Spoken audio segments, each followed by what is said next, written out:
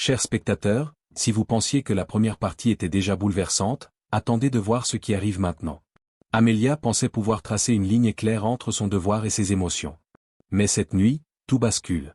Si vous n'avez pas encore vu la première partie, cliquez sur la carte ci-dessus ou regardez dans les commentaires pour le lien. Ce soir, Amelia n'est plus seulement l'officière de prison disciplinée. Elle est une femme qui affronte un choix déchirant, protéger la vérité ou sauver l'homme qu'elle ne peut s'empêcher d'aimer. Lorsque son téléphone vibra, son cœur s'emballa. Un simple message, viens seul. Gabriel n'a plus beaucoup de temps. Ses mains tremblaient. Elle se souvenait encore de lui, seul dans la cour, les yeux brillants d'une intensité qu'aucune cellule ne pouvait éteindre. Elle s'était jurée de rester professionnelle, mais chaque souvenir la ramenait vers lui. Ces instants volés, quand leurs regards s'étaient croisés sans un mot, revenaient la hanter. Elle prit ses clés, son souffle court. En chemin, ses pensées tourbillonnaient. Et si c'était un piège?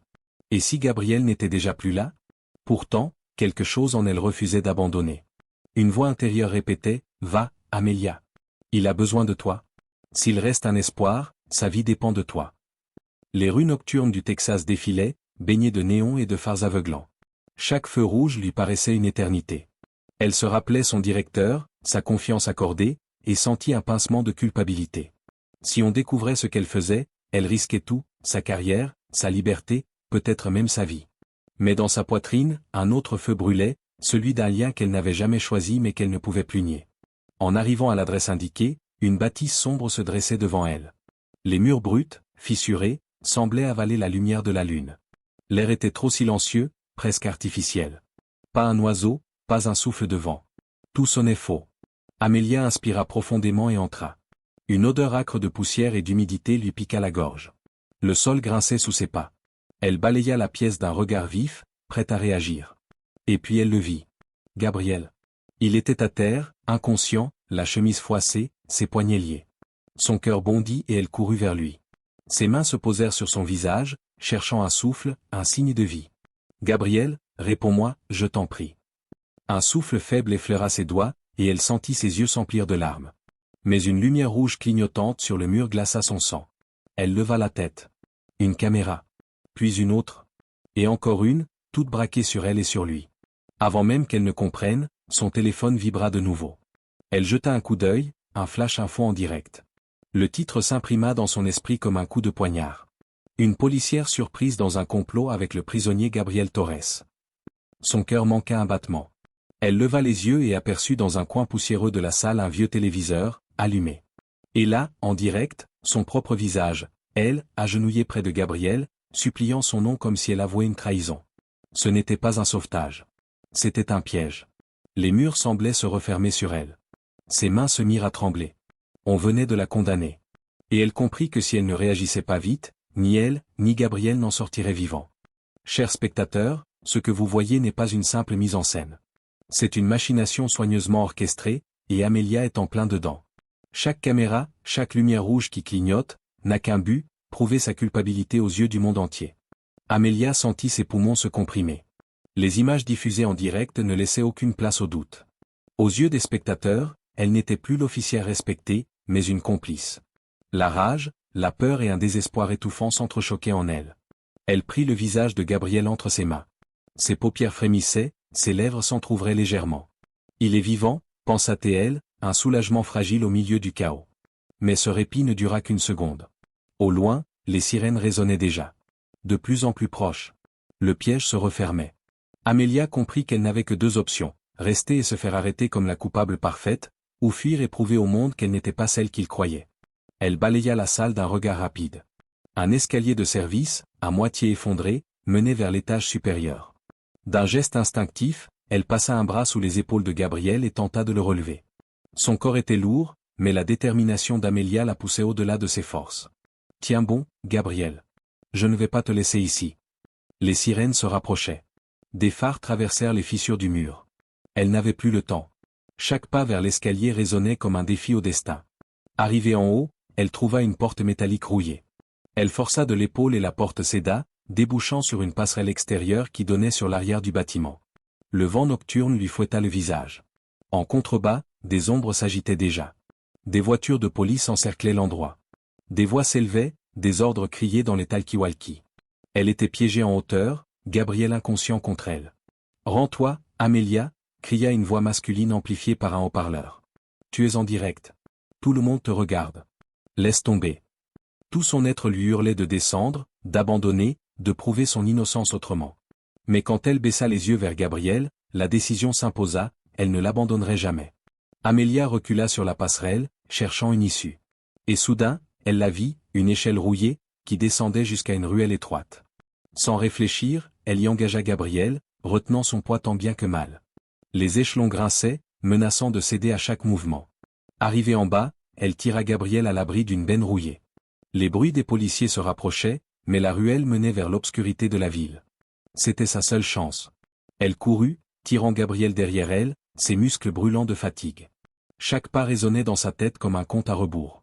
Quand enfin elle atteignit une rue déserte, elle aperçut une voiture garée, moteur coupé. Elle hésita une seconde, puis tenta la portière. Miracle, elle s'ouvrit. Sans perdre de temps, elle installa Gabriel sur le siège arrière et s'installa au volant. Ses mains tremblaient sur le volant, mais ses yeux fixaient déjà l'horizon. Les gyrophares illuminaient la ruelle derrière elle. Mais avant qu'il ne la rattrape, Amélia tourna la clé et le moteur rugit. La voiture bondit vers la nuit texane. Elle avait échappé au piège. Mais à quel prix? Elle était désormais une fugitive. Chers spectateurs, comprenez bien ceci, ce n'était que le début. Car si Amélia pensait que la vérité serait simple à trouver, elle allait découvrir que ses ennemis étaient bien plus puissants et plus proches qu'elle ne l'imaginait. La route défilait sous ses yeux, mais Amélia n'avait pas de destination claire. Ses mains tremblaient encore sur le volant, et chaque coup d'œil dans le rétroviseur lui rappelait la traque implacable qui s'était déclenchée derrière elle. Gabriel, à l'arrière, reprenait doucement conscience. Il gémit, sa tête basculant contre la vitre. Amélia jeta un coup d'œil rapide, son cœur se serrant. « Gabriel? Tu m'entends » Ses paupières s'ouvrirent à moitié. Sa voix était rauque, brisée. « Amélia, tu n'aurais pas dû venir. » Ces mots, murmurés dans l'obscurité de la voiture, résonnèrent comme un avertissement. Elle ne répondit pas tout de suite. Comment lui expliquer que rester loin de lui était devenu impossible? Comment dire qu'elle avait franchi une ligne invisible dès le premier instant où leur regard s'était accroché dans la cour de la prison? Amélia freina brusquement devant un vieux motel décrépit à la sortie de la ville. Le néon rouge clignotait faiblement, à moitié éteint. C'était l'endroit parfait pour se cacher, au moins quelques heures. Elle couvrit Gabriel de sa veste et l'aida à marcher jusqu'à une chambre au fond du couloir. Le réceptionniste, trop fatigué ou trop indifférent, ne posa aucune question. Une fois à l'intérieur, elle allongea Gabriel sur le lit. Il transpirait, son souffle court. Amélia s'assit à côté de lui, essuyant son front avec un mouchoir humide. « Dis-moi qui t'a fait ça. Dis-moi qui est derrière tout ça. » Gabriel ferma les yeux un instant, comme pour trouver la force de parler. Puis il souffla. « Ce n'est pas seulement moi qu'ils veulent détruire. C'est toi, Amélia. Tu es devenue une menace, parce que tu as commencé à douter. » Ces mots lui glacèrent le sang. Elle avait toujours senti que quelque chose n'allait pas dans son service, dans les dossiers montés contre certains prisonniers. Mais l'idée que tout cela converge vers elle, vers eux, était insupportable. Alors qu'elle se levait pour vérifier la porte, son téléphone vibra encore. Un message anonyme s'afficha, « On sait où tu es. Tu ne peux pas fuir éternellement. » Elle sentit une sueur froide couler le long de sa nuque. Comment pouvait-il savoir? À moins que... Ses yeux se posèrent sur son sac, celui qu'elle avait pris en quittant son appartement. Et là, une évidence la frappa, quelqu'un avait placé un traceur sur elle. Elle vida tout, fébrile, jusqu'à trouver un petit boîtier noir fixé à l'intérieur de la doublure. Ses mains se crispèrent. Elle le jeta dans l'évier et le réduisit en morceaux avec le manche d'un couteau. Mais le mal était fait. Il savait déjà. Gabriel la regardait, ses yeux sombres remplis d'inquiétude. « Tu ne devrais pas rester avec moi. Tu as encore une chance de sauver ta carrière, ta vie. » Amélia secoua la tête, les yeux brillants de détermination. « Non, Gabriel. Ce n'est plus seulement ton combat. C'est le mien aussi. Ils croient pouvoir me piéger, me briser. Mais je ne les laisserai pas faire. » Un silence lourd s'installa, seulement brisé par le bourdonnement du vieux ventilateur. Puis, d'un ton plus bas, Gabriel ajouta. « Alors tu dois savoir une chose. Celui qui a monté ce piège contre nous, n'est pas un inconnu. C'est quelqu'un de ton entourage, Amélia. Quelqu'un en qui tu avais confiance. » Ces mots frappèrent comme un coup de tonnerre. Amélia sentit ses jambes vaciller. Son esprit passa en revue des visages, collègues, supérieurs, amis. Qui pouvait la trahir ainsi? Chers spectateurs, ce que Gabriel venait de révéler n'était pas seulement une menace, c'était une bombe. Amélia allait devoir découvrir qui, parmi ceux qu'elle considérait comme des alliés, avait vendu son âme pour la détruire. Et cette vérité risquait de l'anéantir bien plus que toutes les caméras du monde. Amelia n'arrivait pas à trouver le sommeil. Assise dans le fauteuil bancal de la chambre du motel, elle fixait Gabriel, endormi d'un sommeil agité. Ses paroles tournaient en boucle dans sa tête, « Quelqu'un de ton entourage ?» Chaque nom, chaque visage défilait devant ses yeux. Monsieur Thomas, le directeur de la prison? Trop bienveillant, trop protecteur. Ses anciens collègues? Certains jaloux, peut-être, mais capables de tramer une machination pareille? Elle refusait d'y croire. Pourtant, Gabriel n'avait pas l'habitude de parler à la légère. Un bruit soudain l'attira de ses pensées. Des pas, à l'extérieur. Elle éteignit la lampe, son cœur battant à tout rompre. La poignée de la porte bougea légèrement, puis plus rien. Amelia resta figée, un revolver tremblant dans ses mains. Après de longues secondes, les bruits s'éloignèrent. Le lendemain, elle décida qu'il ne pouvait pas rester enfermé. Elle aida Gabriel à marcher jusqu'à la voiture. Mais à peine sortis du parking, une silhouette familière les attendait. Lucas Moreira, ancien collègue, celui qu'elle considérait comme un frère d'armes. Costume impeccable, sourire froid. Amelia, toujours là pour sauver les causes perdues. Sa voix dégoulinait de sarcasme. Elle sentit son estomac se nouer. « C'est toi » souffla-t-elle. Lucas haussa les épaules, comme si tout cela n'était qu'un jeu. « Tu croyais vraiment qu'on allait te laisser t'attacher à lui ? Gabriel Torres n'est qu'un pion. Et toi, tu étais parfaite pour le rôle de la policière naïve. » Amelia serra les poings, la colère bouillonnant en elle. « Tu as monté ce piège, tu m'as trahi. »« Ce n'est pas une trahison, Amelia. C'est une promotion. » répondit-il avec un sourire glacé. Avant qu'elle ne réagisse, 2 SUV noirs surgirent au bout de la rue. Des hommes armés en descendirent, encerclant la voiture. Gabriel tenta de se redresser, mais ses forces l'abandonnèrent. Amelia n'avait que quelques secondes pour agir. Elle démarra brusquement, fonçant droit sur l'un des SUV.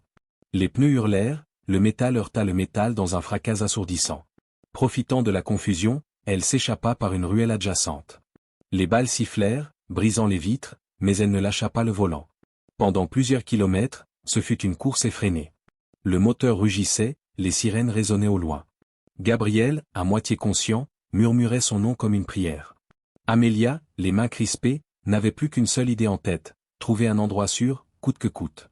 Finalement, elle s'arrêta dans une vieille grange abandonnée, cachée derrière un champ désert. Elle coucha Gabriel sur un tas de couvertures poussiéreuses. Ses yeux s'embuèrent en voyant son état. « Tiens bon, je t'en supplie, tiens bon. » Mais avant qu'elle ne puisse réfléchir à la suite, son téléphone vibra. Un message, encore, « Tu peux courir, Amelia, mais tu ne peux pas te cacher. La prochaine fois, ce sera la fin. » Elle sentit ses jambes fléchir. Lucas avait raison sur une chose, ce n'était plus un simple complot. C'était une chasse à l'homme. Pourtant, au milieu de la peur, une étincelle brûlait encore dans ses yeux.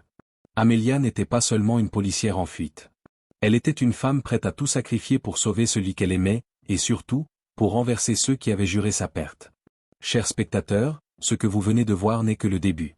Le piège s'est refermé sur Amelia et Gabriel, mais la bataille finale n'a pas encore commencé. Dans la 3e partie, la vérité éclatera enfin. Qui tire réellement les ficelles, et jusqu'où Amelia est-elle prête à aller pour sauver Gabriel et laver son nom? Index revers pointant vers la droite blanc, écrivez partie 3 dans les commentaires si vous êtes prêts pour la suite. Et surtout, abonnez-vous et activez la cloche, vous ne voulez pas manquer le dénouement de cette histoire.